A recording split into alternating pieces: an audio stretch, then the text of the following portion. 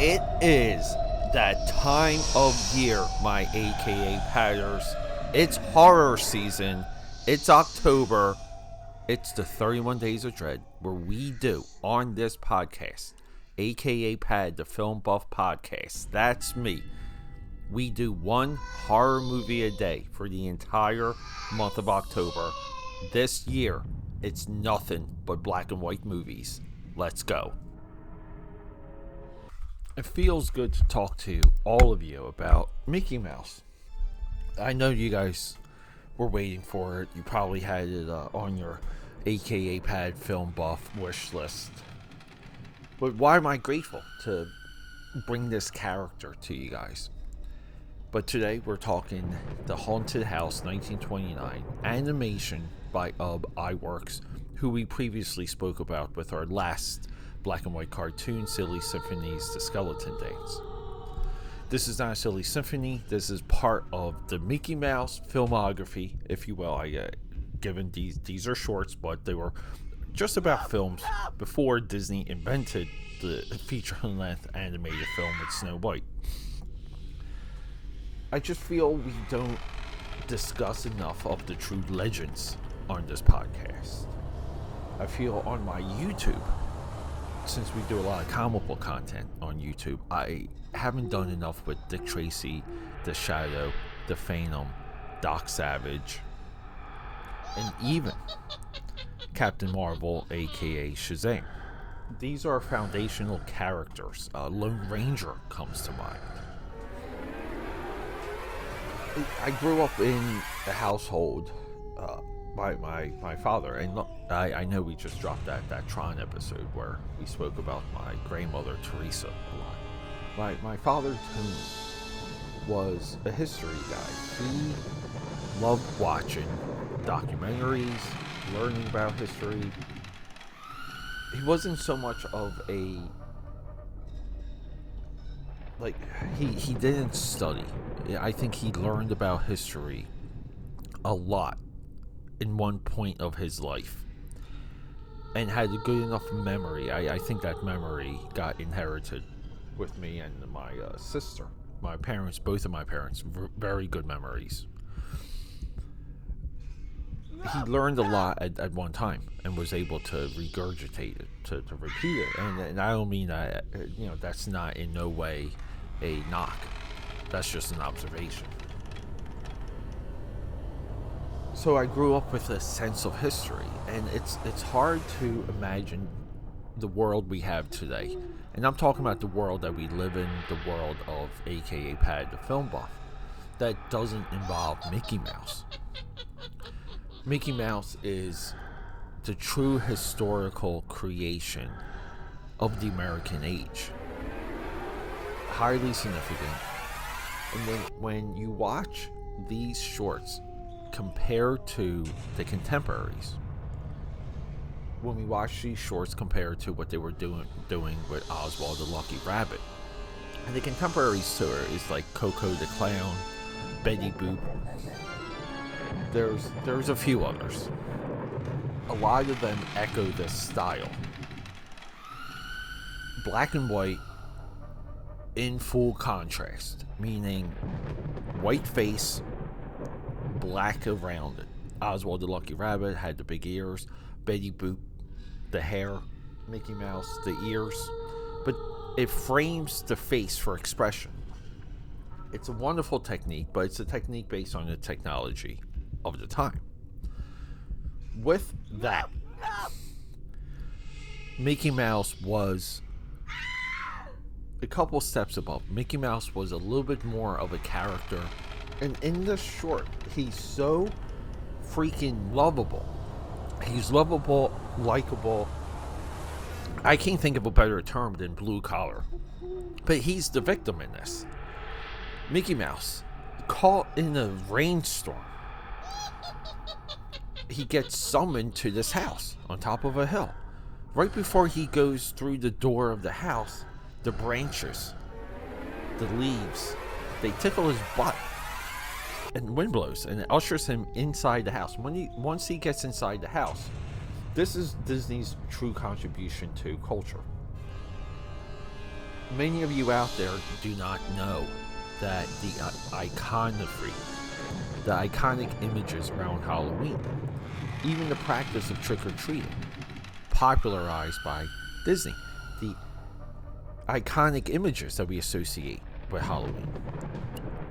A spider, a hairy spider, bats, skeletons, popularized by Disney. Now, Disney wasn't the first or the last, or they were doing what a lot of their contemporaries were doing.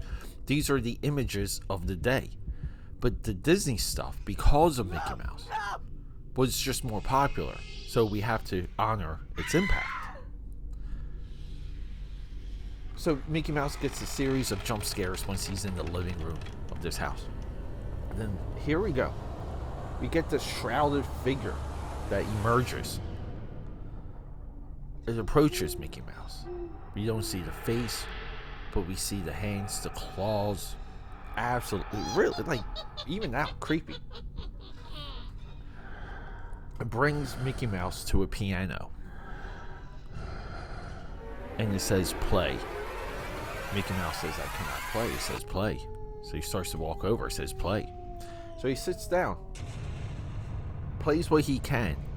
But then the shrouded figure takes Mickey Mouse's hands and plays a tune.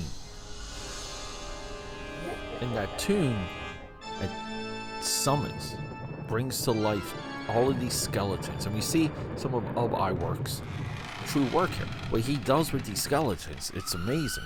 The way how they're designed, the way how they're economical enough to animate. But we have a whole skeleton routine.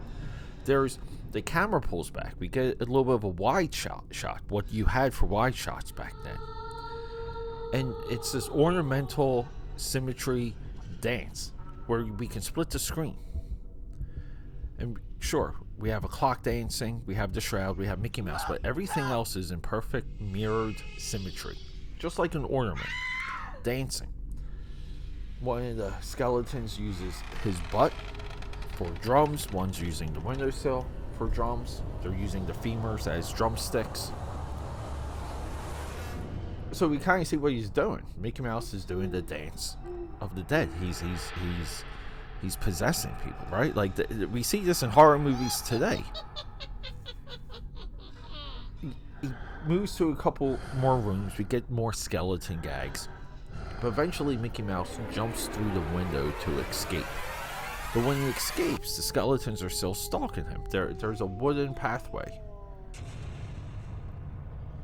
And they're banging themselves on the wooden pathway, and he makes himself to an outhouse. And in the outhouse is yet more skeletons, and that scares him so much. And hey, it's not raining anymore. He runs for the hills, and boom, we're done.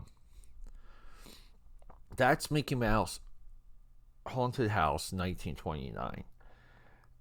Compared to his contemporaries, this is more of a complete story. And by complete, I mean what we see on screen, we can relate to. See, there's. I'm just thinking of this Betty Boop Snow White episode where she's in the glass case and she's sleeping, and the path for her to get out of the glass case is so. There's a song. It's so weird, abstract. It's hard to pinpoint, but it's not very. It's not broad enough. It's not general audience enough. I can't even figure out what's happening. I think some of it's some incredible animation. I think the song's pretty good, actually. This is what Disney did. This is Mickey Mouse is a part. This is how there is a true Disney magic. Because when Mickey runs for the hills at the end, you're happy for him. When he's being tortured by the skeletons, after being forced to summon them, you feel sorry for him. When he's stuck in the rain, you say to yourself, that sucks. Oh my God. I would hate for that to happen to me. AKAPAD. Mickey Mouse, we're not done with him. I don't know when he's slated, but I hope to bring Mickey Mouse to you guys in mass coming up. Love you. Rock and roll. It's the 31 Days of Dread. Let's go. Roll sound. Rolling. Sound production, take 2. Let's take this time real quick, aka Padders, my fellow film buffers, and let's just go over the schedule. This is years in the making. This type of rollout I've been planning for years, but we're finally here. So here we go. Early in the morning, that's the new stuff. 8 a.m. Now, 8 p.m., Monday, Tuesday, Thursday, Friday, these are movies maybe of something coming out. Like if there's a Marvel movie coming out and we want to do a retrospective on that particular franchise, or, if Sylvester Stallone comes back and gives us Rocky Part 18, we might want to use the later time slots for a week or two to go over all of the Rocky movies. Now, we have a lot of different threads on this podcast that's explored 8 p.m. So 8 a.m., 8 p.m. Wednesdays at 8 p.m., this is our creator spotlight. We could do an episode on Martin Scorsese, Steven Spielberg, some of the new guys, Spike Lee, even composers, guys like John Williams. This brings us into the weekend. Saturday, Sunday morning. Again, we're back at that 8 a.m. drop. We do cartoons because I want to emulate the times where you would wake up with a bowl of cereal and watch cartoons all day Saturday and all day Sunday, and then eventually you would get to touch grass because you would have one of your friends knocking on your door to play in a touch football game or even some baseball, basketball. The weekend nights, let's get into education. 8 p.m. Again, all of our drops are either 8 a.m. or 8 p.m. But the weekend nights, documentaries, and I focus on creative documentaries because I feel like a part of this film buff movement that we're all bathing in, that I'm super grateful for, is education. And some of where we're finding our facts, some of the, general enjoyment, because I love documentaries. All of this is explored at 8 o'clock p.m. And trust me, there's a lot there. There's a lot out there that I didn't even know existed. And we're going to go beyond that too. We're going to get into some of the graphic art, some of the special effects, some of the makeup documentaries. There's a lot to learn, and I'm so happy to bring you the 9 p.m. because, you guys know, I'm an autodidact. I am self-educated. Sure, I have some certifications. Sure, I spent time at the Art Institute of Philadelphia for animation.